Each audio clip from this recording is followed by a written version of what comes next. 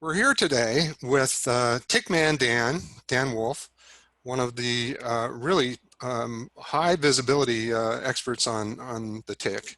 And we wanted to talk with Dan because he's a good friend of Insect Shield. Um, and we've, worked with him a lot in the past. It's great to get back in touch. Dan, how's it going? Well, it's going great, Mark. It's a pleasure to be here. And yes, thank you for those kind words. I've always thought Insect Shield was a great company and doing a lot for the prevention of tick-borne illness. Well, thanks. And so this is kind of a kickoff interview that we're doing.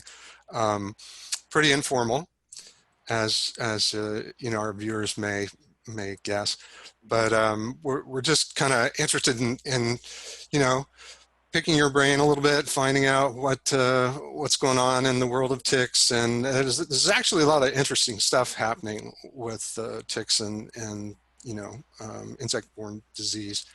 Um, Insect Shield obviously has an interest in all this stuff because our clothing is, one of the better ways to prevent tick bites.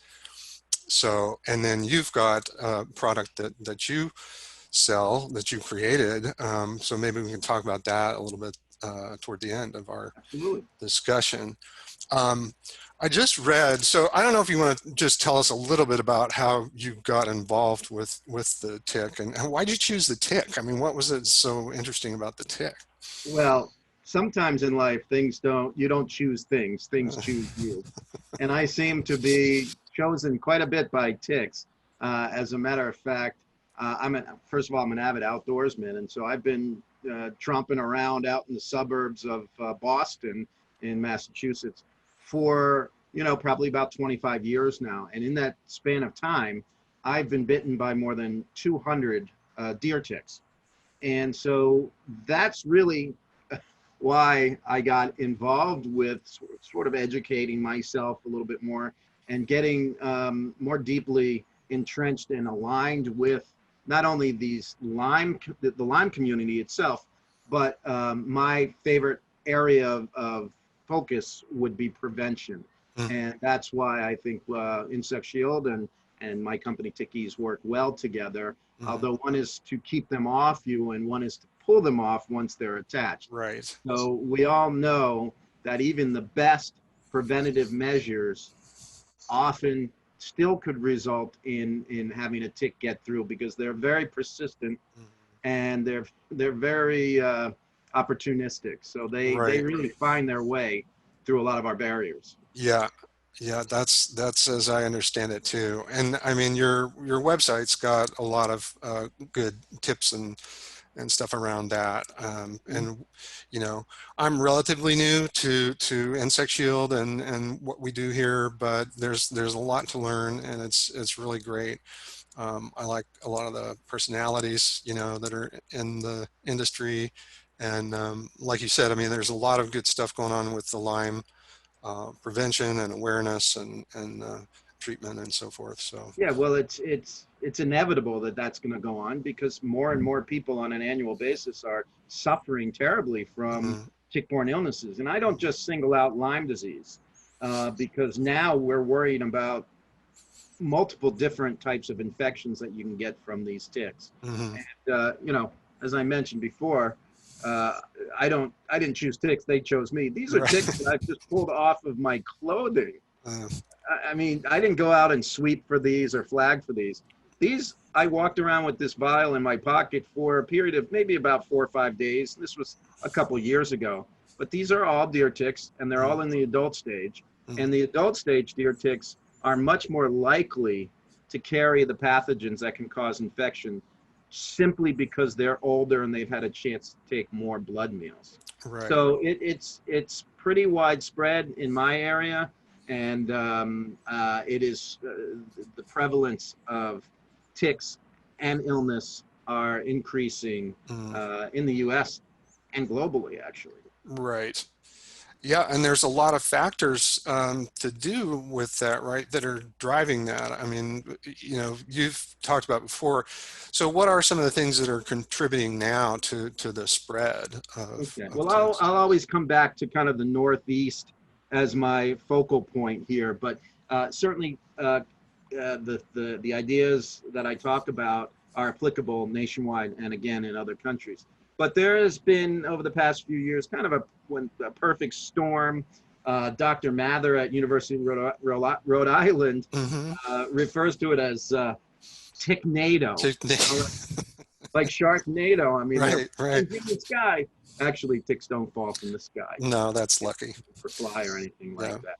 But there are a lot of different components that are causing so much activity in the ticks, and therefore resulting in more reported cases of illness.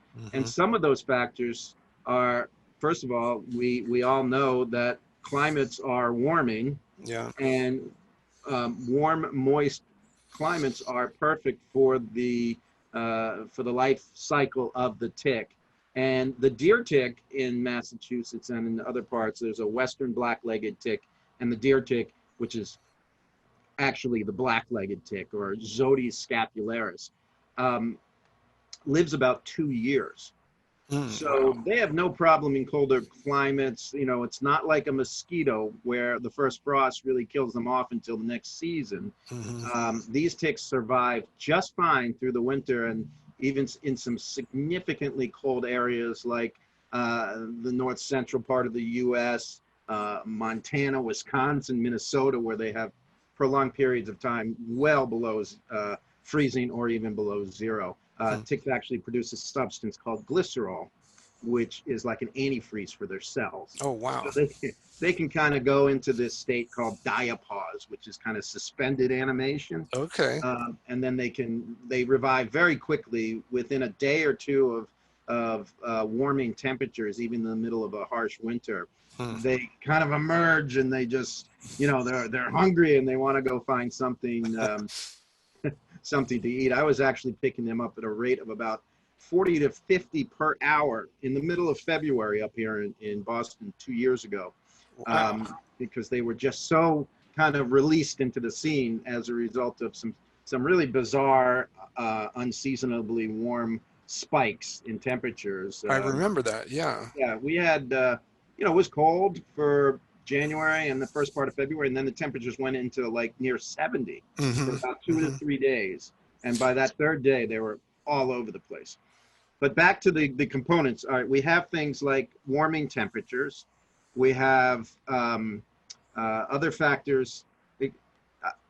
It's kind of complicated, but it's really Sure. Hey, fascinating. we've got time. I mean, it's all about the ticks, you know, so Yeah. bring it So on. We've got a up good here, audience. yeah, up here, what we have is we have a lot of oak groves, and sometimes it's referred to as a mast year. You may have heard that expression, Hmm. which means kind of the natural or the wild nut crops, acorns and beech nuts and hickory nuts are surprisingly plentiful. And sometimes you have a year where you don't see a lot of acorns. Sometimes you have a year where they're just, you know, just unbelievable, the amounts that you'll see. I mean, we've got some oaks in front of my house, and you know, the road from the cars crushing them is just covered with a mushy acorny substance. So, but what likes acorns? Okay, we have squirrels, we have chipmunks, we have Uh, other small rodents, in particular the white-footed mouse. mm, Now, I'm saying in particular because these are the biggest violators when it comes to providing these pathogens and these microbes that cause yeah. infection, and they provide that to a tick. Okay. And so a mouse is considered a competent host, meaning that they are viable in transmitting these pathogens. And these pathogens can occur naturally in these rodents, but they're not sort of. Some of these rodents don't have these pathogens, and some do. Now, for example, you have a deer tick that Is that actual size? yes, That's pretty. actual size. Oh my God. You need to use pliers to get these off. No, this is for demonstration purposes only. Okay. And if actually ticks were this size, Yeah. then we would have a lot less Lyme disease, because you would certainly be able to detect them before they were able to bite you. So and it's thought, and research has shown that most ticks, when they are born from the egg, are clean, meaning Hmm. they can bite you, no problem whatsoever. Yeah. There is now something showing up which is disturbing. It's a variety of the Borrelia, which causes Lyme. Borrelia burgdorferi is the particular bacteria that causes Lyme. There's another one called Borrelia miyamotoi, which causes illness.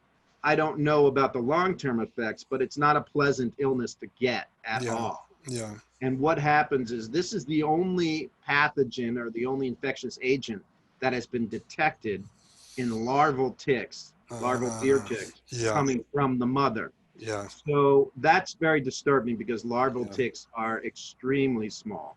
Hmm. And but overall, in general, you can be relatively sure that most larval ticks are clean. Okay. What happens? The larval ticks hatch from the eggs and they're ready to feed. So they wait on blades of grass or on leaves on the forest floor or other areas near where their egg mass has hatched. So there can be hundreds and even thousands of these little larval ticks, and they don't go too far because they're so small. The Lone Star tick, which has not been known to commonly carry Lyme disease, but can give you an allergy to red meat. Hmm. Lone All Star right. ticks All right. are known for their swarming properties. So as larval and nymphs, you can get hundreds of bites at the same time. Oh, And wow. people have been mistaking them for chiggers. Yeah. And I've never seen a chigger. We don't have them up here, and Right. that's how this idea is being dispelled because we don't typically have chiggers. I see. So people say, "Oh, they must be chiggers because there's 100 red welts on my ankle," Right. but in fact, they're Lone Star ticks. So, of course, again, the younger the tick, the less likely that you'll have any problems with them. Hmm. But still, you're not out of the woods completely. So when you have a lot of acorns, you have a lot of mice eating them, Yeah. you have warmer winters. So now you have a robust white-footed mouse population because Hmm. they're like, we have all this food. We're going to have our broods as normal, where we can have, I don't even know how many, I don't know if you call them litters or not, but they can reproduce quite rapidly. Sure. And so now you have more competent hosts for the ticks to feed on. Okay. So you have more ticks because it's a milder winter. You have more disease or infectious agents available because there's more mice. But back to my point, where you have a clean tick and a dirty mouse, the clean tick bites the dirty mouse. Now you have a dirty mouse and a dirty tick. Right. Now what's going to happen? This dirty tick is then going to go to another stage of life and need another blood meal. And it's going to go find a clean mouse, potentially. Hmm. It's going to bite the clean mouse. And now you have another dirty mouse and and the same dirty tick. Right. So this continues on through the life cycle. Right. And that's how you kind of, these naturally occurring bacteria, parasites, and viruses Yeah. are then transferred into this, which is known as a vector.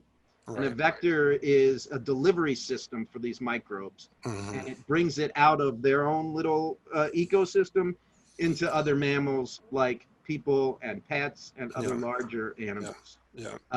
So let's just summarize. You have warmer climates. You have more food for the mice, which increases the mice population. Hmm.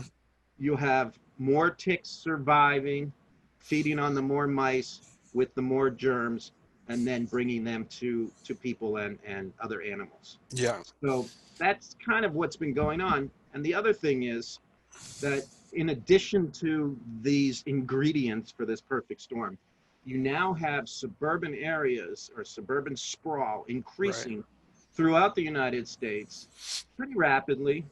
And people say, oh, well, that's the problem because we're building suburbs on infringing upon the wildlife areas where they live. Hmm. I don't think that's true at all. what I think is happening is that the suburban environments are now a place where this wildlife can thrive, not just survive or get by like Yeah. they would in the bigger woods. Yeah. In the bigger woods, let's take the deer, for example. It gets cold, the food sources disappear, there's other stresses on that population, and Mother Nature says, okay, 30%, I'm just throwing that number out there, Yeah. 30% of this population is going to be dead because that's the way it is. That's how Mother Nature Yeah. naturally controls deer populations. Right. In the suburbs, instead of that 30% being killed, it's probably increasing by 30% or even more, because now you have ornamental landscapes which provide not only higher nutritional value, but also higher caloric intake Hmm. for the deer. So now they're just like you. I mean, people talk about their yards being a buffet, and that's exactly what it is for the deer. Yeah. So now the deer, their birth rates increase. So in times of stress, maybe they have one fawn that survives. Now we're seeing twins and triplets. I've actually seen quadruplets up in our area. So we have, and deer, when that are born in the spring, can actually get pregnant that same fall. So one deer this year turns into 3 next year, turns into 9 the next year, and you know how it And goes. so on. Yeah. Yeah. So that's just an example, but deer, that example can be used for coyotes, foxes, other types of animals. Now, Yeah. one very important thing to note about the deer, even though this is called the deer tick, deer are incompetent hosts. Their systems do not harbor these tick-borne illnesses. Hmm. They are simply a vehicle for egg laying and for spreading of the ticks, because unlike a mouse that may live under your shed for its entire life, you have a male deer. Bucks can be transient and can travel and have a home range that could be between 5 and 7 miles, square miles. Hmm. The does, it's a little bit less because they're less transient. They're happy to stay in their home ranges. But even if it's still a mile or two, that means that one deer is in your backyard tonight and could be 2 miles away heading west just by chance. Hmm. And they are known to be able to drop, on average on a ticky year, like 5 pregnant female ticks a day. Each female tick can now lay 2,000 to 3,000 eggs. Yeah. So you can see Wow. where I'm getting at, Yeah. and the bucks even Yeah. further. So you Yeah. have 10,000 eggs in your backyard tonight. You have 10,000 eggs in your neighbor's backyard 2 miles west, and then you have those other family groups that are visiting that area, Hmm. and it just keeps going on and on. So that's really I guess to summarize, all these things play an important role, Sure. but they're not all necessary to keep the spread going. So if you pull out one component, you're still going to get the spread. Still. It's just not going to Yeah. be as much. So a lot of towns and communities are starting to implement deer management programs Yeah. Yeah. to help. I don't even think the intention is to reduce the population. I think it's just to stop it from increasing Yeah. at this point. That makes So, sense. and then of course, in an age of COVID-19, because ticks can carry viruses like the Heartland virus, the Bourbon virus, Powassan virus, is it possible that these ticks can now carry the coronavirus? And I don't know. I'm not a scientist at that level, but seems to me like if they can carry some viruses right now, different viruses, Yeah. it's certainly something that I think should be looked at and very seriously. Well, they would have to pick that up from somewhere, right? I mean, we don't know of too many animals that are carrying coronaviruses. I thought that dogs could get it. Yeah. I don't know at this point, but Well, it's just another thing that we have to go, oh my yeah, God. yeah. No, Well, that exploding population, that makes a lot of sense. And so for our viewers, I mean, there's kind of one population, which is the outdoors folk, that are really out, like yourself. You're a hunter. You know, you're exposed all the time because that's kind of what you do, is Mhm. get out. But what about in the suburban areas? I mean, are there implications for, kids out in the yard, or, people just kind of cruising around in the woods behind their house or something like that? Always stay vigilant. Mm, Always be prepared. Don't ever let your guard down, no matter what time of the year it is, no matter what the temperatures are. Always keep it in the back of your mind. I mean, uh, something as simple as getting a routine tick check into your schedule could save lives and could save mm-hmm. suffering. So you might, oh no, we haven't seen anything lately. I'm not going to bother with my tick checks. Listen, I take a shower every day. I'm standing in front of my mirror naked. Yeah, What a great opportunity yeah, to just do a quick scan. right, I mean, we do as much as we can. Sometimes it's nice to have somebody that can help, also. sure. Uh, the other thing is that, we sit on the toilet, usually men once a day or whatever, women a Yeah, little bit more. yeah, That's a great opportunity to now be in a position to check your, as I like to call them, your private goodies, because there's hitchhikers there and they right. like those areas. So how long would that possibly take you? 30 Yeah, seconds? yeah. So that's just something that I like to encourage, is Hmm. maybe put a sticky note where you can see it when you're sitting on the toilet. It Right. says, "Hey, dummy, check your privates." Something like that, just as a reminder, Yeah. because all it takes, and believe me, I've presented, I've participated, and I've been to these Lyme support groups online, in person, and everywhere else you can imagine. And it's one bite can change your life. Mm, So we want to be really careful. And that goes into the whole prevention thing with Insect Shield.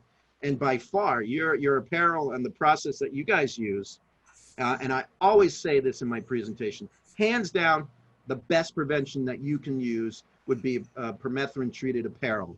yeah. And the process that Insect Shield uses to impregnate the fibers Right. is so much more efficient and better than the self-applying stuff. Yeah. And it's actually even more cost effective. Right. And there's no risk of human error, because Yeah. sometimes you might miss a spot, and Right. that's where the tick gets in. And sometimes people don't know you should turn your clothes inside out and do it. But that's going to be your best defense, because that stuff really works. Right. So these are just little things to think about. When you're just doing your regular routine. But as far as the little kids in the yard goes, yes, you should always be concerned. People can get ticks going to their mailbox. Um, just knowing how ticks behave is that typically in the summer months, when it's drier and hotter, Hmm. you're not going to find a lot of ticks right in the middle of your mowed lawn. You're going to find them living in the leaf litter around the perimeter of your property, Yeah. under the brush, in cooler, more moist environments, Hmm. or areas. And that's what you have to focus on if you ever want to explore these applications for your property, tick tubes, anything like that. It's all going to be successfully done by focusing on the perimeters. Perimeter. Yeah. You can create a barrier with gravel or mulch. Usually it's about 3 feet wide around the yard. You can do spray applications with these companies that do that. I do recommend using the more effective solutions, which tend to be more synthetics Hmm. than the organics or naturals. Hmm. But I recommend doing what you feel comfortable with if you can measure results. Yeah. And that may be the difficult thing, is actually measuring those results. But Right. if your dog's been going out and coming back with 50 ticks on him every time, Yeah. and you start applying a natural product and he comes back with 2, you'll know it's Right. working. Sure. But I do recommend the pyrethroid family of application Uh-huh. of concentrates to go around the perimeter, and that can be done. They even have sprinkler systems now that can be specifically used for that. Hmm. Although if you have a company, make sure that they're either using enough liquid to fully saturate the top levels of the leaf litter, or they're using a high enough pressure applicator that will turn Hmm. over this layer, because the Yeah. ticks are going to be underneath. So, Right. like, and if somebody tells you it's the same process for mosquitoes as it is for ticks, get a different company, because it's absolutely not. Yeah. The mosquito misting will cover the top layers, and the ticks can certainly uh, not be affected by that. Right. So that's So important. Yes, you, be careful. you need to kind of do your homework if you're looking at Or companies that call are Pickman going to Dan. be spraying. Let me know. I'll Tickman Dan is advise. available. Yeah. Which is true. I mean, you are a resource, right? You obviously have a wealth of knowledge and experience, and like talking about this stuff, Mhm. which is cool. Uh, Well, one and thing I tend to be a little more animated. I'm fascinated by this little beast. yeah, I'm just fascinated at the amount of evolution that has gone into the way that this tick lives, finds you, and the processes and chemical substances that are produced and used for an effective blood meal. I mean, it's hmm, just insane. I mean, I am just like in awe whenever I think about what they do to have a successful meal. Now, I may be a little bit animated and this and that with all the tick stuff. You know, I've got tick my tick, watch. Yeah, it's can we tick see that a time little with bit? Pickman Dan, Tick and I time. may be Okay. smiling a lot, but I want you to know that it's very, very serious. Yeah. The reason I do this is to try to keep people's attention so that they can walk away with at least some bit of information that could potentially help them avoid suffering. Right. So I'm very serious about it, but I'm also very excited about it. Yeah, we really appreciate it. We appreciate you coming out, and I mean coming out. I don't know, being available. Yes. And I've got, let's see. Oh, I did want to ask you, I think I read that you have a tick mobile, like a tick kind of themed vehicle. Is that true? Yes, it is true. It's not over the top. Oh, One of my friends works for a company, and they're trying to promote tick awareness. And his vehicle, it's one of those. Oh, I think it's an FJ, like those Toyota. Looks like a little Jeep. yeah. It's completely covered with AstroTurf, and there are ticks crawling all over it. And that's definitely the tick mobile. Okay. I happen to have some decals and graphics on my truck that will let people know it's TickEase, which is my product, but Okay. Right. also some pretty big ticks all over and it's a black Silverado Yeah. pickup truck with a cap on it. So can't Awesome. miss me either. Right. Great. So we'll look for you out there driving around. Do you have any recommendations? I mean, in terms of people going out, obviously, Permethrin Clothing that Insect Shield produces, and then what about the topical stuff? I mean, when you go out in the wilderness, like you're going for a serious hunting, expedition or something, then how do you suit up? I mean, how do you prepare? Well, my mother used to tell me, do what I say, not what I do. Okay. Well, just tell us what to do then. In that case, I'm going to tell don't you what don't to worry. do. Yeah. My best recommendation. Now, I don't want to seem like I'm playing. People say, "Oh, you're playing with fire and this and that." I just happen to get a lot of ticks on me. I've been bitten. I don't know what the reason is. I've never, to my knowledge, been diagnosed with any tick-borne illnesses after 200 plus bites. And I can assure you, as adult, they're all adult tick. Well, not all. I'm sorry. There are some nymphal and larval stage ticks that have bitten me, but for the most part, the majority of the ticks that bite me are fully adult, and these are the ones with the highest percentage of illness. Yeah. These ticks that I showed you before, I would say on average about half of them will carry the bacteria for Lyme, Wow. and that's just a result of their natural feeding cycles and life cycle. That's It, amazing. yeah, That's really high, I yeah. would I think. mean, these adult deer ticks will feed 3 times in a 2-year life cycle. So they go months and months and months dormant or just hanging around waiting for a meal. Um, but every blood meal they take, it increases their chances Mm-hmm. significantly. Right. So, but the interesting thing is that the adult deer ticks, which I have a live one, I don't Mm-hmm. know if you can see it. Up there Uh, on the hard to side there, see. hanging on. Yeah, there's a live one right on the side here. Yeah, yeah, got it. See that. And this tick is actually substantially larger than the nymphal stage deer ticks, which on average are about 20% infected versus 50 to 60%. Huh. But more nymphal ticks are causing illness than adult ticks simply because of their size and simply because they go undetected. Mm-hmm. So that's another thing to be concerned about. Yeah. When you're doing your daily tick checks, really look closely. I tend to find the ticks more by feeling them rather than by seeing them because a lot of them are here. Ticks love to go under your arms, the back of your neck, behind your knees, in your crotch. So these are areas that you really want to pay particular attention to. But they feel like a little skin tag sometimes because Mm-hmm. they're movable because the Mm-hmm. tick feeds like this. Right. And so you can wiggle them like this. So when you're feeling, especially when they get a little bit engorged, you can really detect them. And then Yeah. you need somebody else to go look at them, with, maybe even with a magnifier, just to see that to confirm that yes, indeed, it is a tick. And then what should you do at that point? Yeah, So which is a good segue, right? Because you need a tool that to remove them. And I think the first, go-to for people is tweezers because that's what they have handy. But those don't do a great job, right? I mean, well, and I just happen to have a few of these. I was kind of wondering if you might have something there.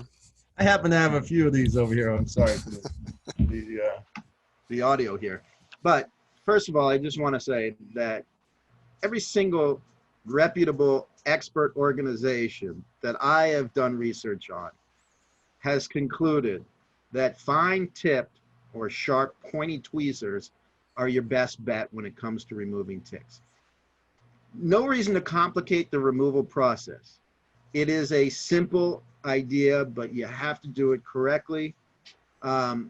A lot of people don't realize that they can actually make themselves sick or exposed to these pathogens by incorrect tick removal. And some of the things that constitute incorrect tick removal would be overly agitating the tick, Mm-hmm. crushing or putting pressure on the tick's abdomen, tearing the tick and exposing the bite site, your fingers, or any other mucosal membrane to what I refer to as yucky tick juice, Right. which is anything liquid that comes out of this tick from any part of its body. The saliva is the biggest offender, but the pathogens reside in the midgut or the belly of this tick. Mm-hmm. And once it's started to feed, it becomes like a water balloon. Basically, it's a water balloon with a hollow straw sticking out of it. And you don't want to tear it or do anything like that. Right. Now, years ago, when some of these, what I like to call tick removal gadgets were created, their goal was to help people with their pets, especially their dogs. Right. Because dog ticks get on dogs. They're large. They get engorged. Typically don't find them until they're, like the size of a blueberry, or Mm-hmm. they're big. And dog ticks really don't pose too much of a threat, at least around here. They have the potential to carry Rocky Mountain spotted fever, but it's extremely rare in our area. Doesn't mean that you shouldn't still be alert and aware in other areas of the country where it's more prevalent. But they really didn't focus too much on worrying about exposure to illness. They were focused primarily on removal of a tick, period. Right. So these Huh. devices, this is something called the tick key. Mm-hmm.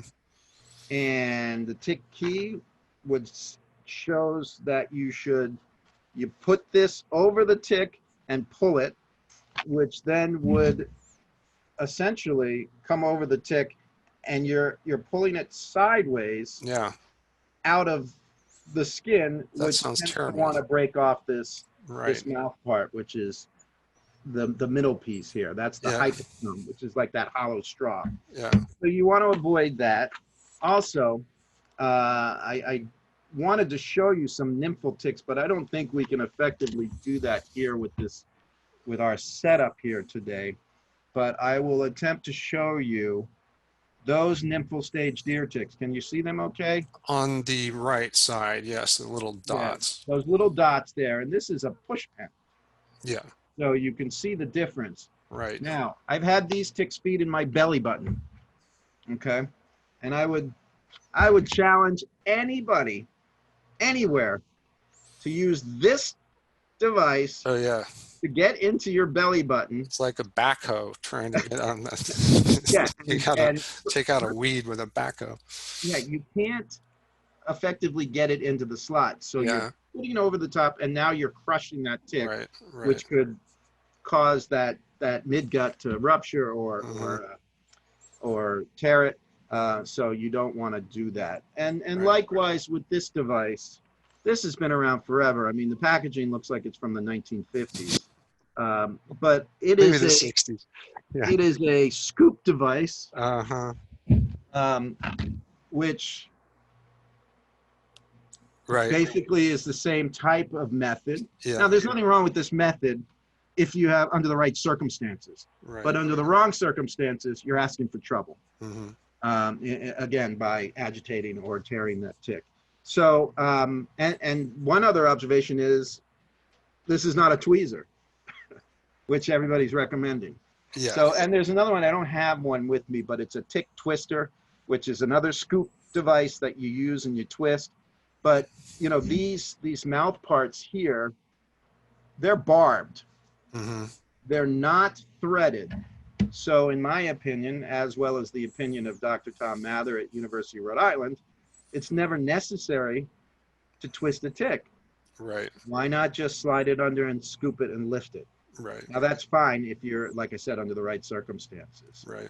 So, So let's talk about your yeah. solution. So what I did that's was I better. basically, this is the TickEase device, and I found that it is the most effective tool because it not only offers you these really sharp, pointy tweezers. Mhm. It's going to be a little hard to see that. I'm sorry about that. Well, we can, if you rotate it sideways, then we can see how fine those tips are. Yeah. Yeah, Right. so these are very sharp. So you can easily get into a belly button. You can get into the corner of your eye. You can get into your ear or any of those tight crevicey places. Now, I also put a 45-degree angle on that Sure. so that you can get it right down to the skin in a easily accessible fashion, Right. rather than it being straight, and then that limits your accessibility. Mm-hmm. But the nice thing about this is that scoop method that I mentioned earlier, which would be fine in certain circumstances, is also included on the back. But the difference here between the TickEase and the tick spoon, for example, is simply the footprint that it has. Right. Again, you ticks don't like to just go on a flat area of your body that's the most easy to get to. They like to go into tight, moist, crevicey spots. Mm-hmm. So the more you can do to for ease of use by making it a smaller head, so to speak, Right. the better. So this device is also stainless steel. Doctors and veterinarians like it because they throw it in their autoclave Mm-hmm. and heat sterilize it, and they reuse it. And you obviously can't do that with this. No. So they could, I mean, at home, people can boil it, for example. I mean, they could. Yeah, it's not even necessary. What I would do is just use some hands. Well, you can use hand sanitizer or alcohol, Uh-huh. even with a cotton ball. If you want to boil it, it's fine. It's not going to hurt it. Yeah. But it probably isn't even that necessary. You Not can even needed. wash it with soapy water. Okay. I recommend alcohol, Mhm. and it should be just fine. Right. But that's the best way to do it. And again, simple is better. Mm-hmm. Why complicate things? And then you have this whole population of people that swear by dish soap or using peppermint oil or Vaseline to smother the tick. Yeah. There's even a product out there that's a round sticky disc. And there's some guys saying, put it over the tick, wait 30 minutes, and then rip it off, and it'll all come off. Ugh. Well, that may work. The tick may come off, or using dish soap may irritate that tick so much that it backs out. Yeah. The problem is a barbed appendage that's stuck in your skin, and again, they they secrete a glue-like substance that fills the spaces in between the barbs, like it's called cementum, so it's like cement. Ticks, until they're ready to come out naturally, Yeah. and they have an enzyme that breaks down this glue and causes necrosis on the skin where it's biting, Right. dissolves all that and allows it to pop off when it's fully fed. Yeah. They're not ready to do that yet. Right. So they can't just pop out like a mosquito flies in and they say, oh, there's DEET here. Oh, I'm out of here. Well, isn't that the old, I don't know if you call it a wives' tale, but people hold a match to the tick, right? Was Yeah, that same the thing. was that the Same thing? thing. Yeah, like to try to get it to come Yeah. out. Yeah. Significant agitation, as well as it's killing the tick. And Right. if you're dying, I don't know, but I've heard that when people are in the process of dying, they could vomit, they could Yeah. lose control of their bowels, Yeah. and this is in a tick, all that tick, yucky tick juice. Okay. So if this is kind of combining one of your other questions about DEET, or I'm sorry, about repellents and so forth. DEET works great for flies and mosquitoes and gnats and all that stuff. I'm not sold on it for ticks, because if you think about this tick that's doing this, oh, there's DEET here. I'm going to go over here. No DEET here. Right. I'm going to bite you. Right. Where you And probably haven't put the DEET in certain places that well, the I ticks don't like, know right? anybody that's going to spray a DEET product all over their private areas. I've never done that, and I never probably will. Yeah. So that's an area that ticks like to gravitate to. Right. Towards. Right. So the DEET and especially the natural products, I have not seen one that's really truly effective for ticks. Yeah. Yeah. The best thing for ticks would be the Permethrin apparel, the insect shield products, Yeah. which I love, and I tell people, send in your hunting stuff, send in your own clothing. Right. You can do that as well. So yeah. Yeah, a lot of people are not aware that we offer that service where people can send in their clothes. So, we sell a variety of clothing for the whole family, but hunters and stuff, they've got their specialized clothing that they want to use. And I know there's a lot out there. They got their lucky deer t-shirt that they want to wear. Absolutely. And doesn't, which we will treat. And you would be surprised how much in the way of like used clothing or worn clothing we get for that reason. Like people are like, well, I wish this were. People want to wear what they want to wear, yeah. And they don't necessarily, have the same tastes as the insect shield product lines at all times. Right. But that's a good option that you can work with your own clothing. Right. So bad. And I'm jumping around quite a bit, and I apologize, but for me, I kind of go in clean to the woods. We are a group of recreationalists that don't want any kind of scent or odor on us. I know permethrin is odorless. That's one thing, but we're not going to spray cedar oil-based products on ourselves. Sure. Or anything that might alert, the deer in the area that we're out there. Yeah. But I think the best thing for people, is the Permethrin clothing. Right. Well, this has been a blast, I have to say, and we're really glad to get to talk to you. I think there's more that we could do. Hopefully, we'll get some reaction from folks, and we'll post this on our social media and on our website, and maybe you can find things to do with it as well. Yeah, and no, I appreciate that. The other thing I want to let you know is that there's two types of ticks: ones that are on you and ones that are biting you. You always want to be concerned about both. What do you do to keep them off you? What do you do once you've discovered that they're biting you? So Hmm. there is a removal process which TickEase can help with, and then on top of that, it's very important to take some steps after the bite. And one important step is to properly identify the type of tick, Mm. the stage of life, and how long has that tick been feeding.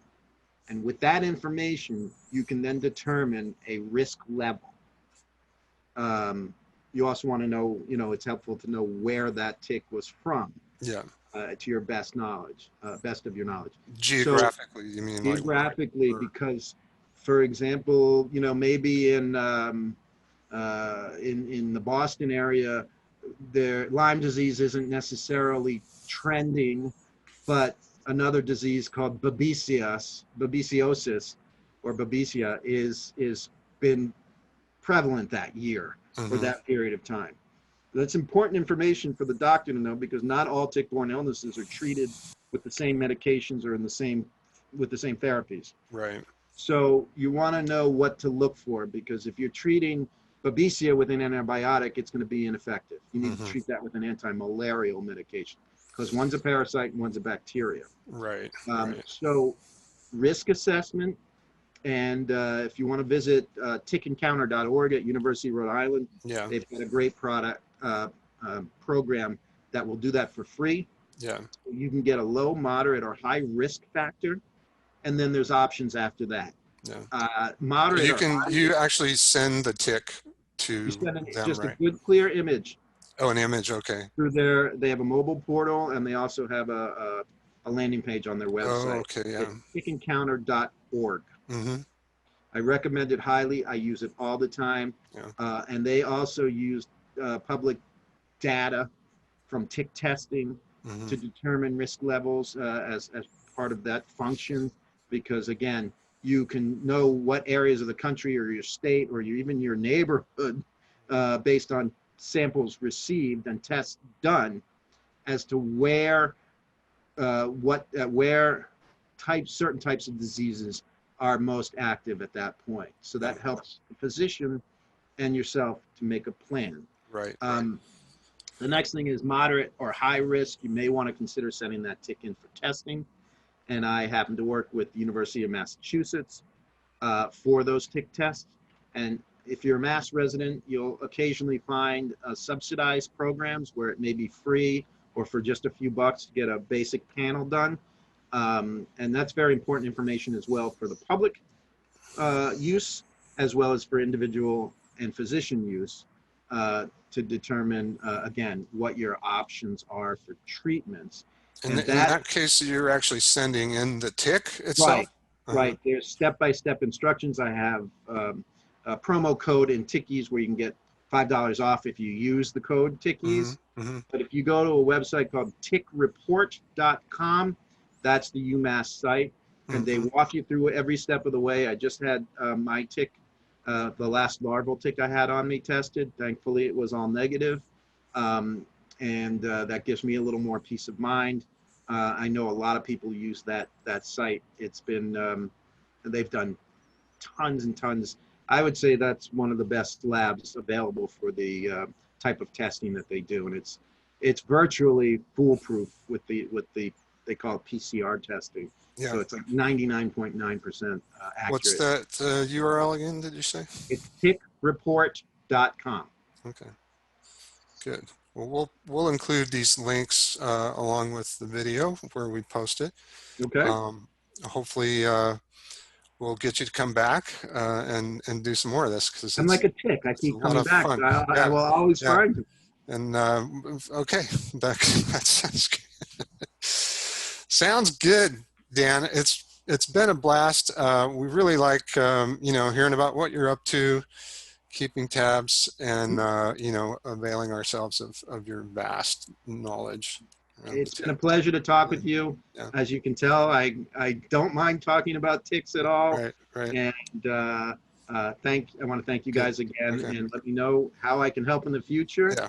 And Tickman Dan has a couple of things I want to say. First of Okay. all, Okay. do your daily tick checks Hmm. And don't neglect your crevices. Well, And I want everybody to take it easy and take care of yourself. thanks a lot, Dan. We'll talk to you soon. Okay, stay safe.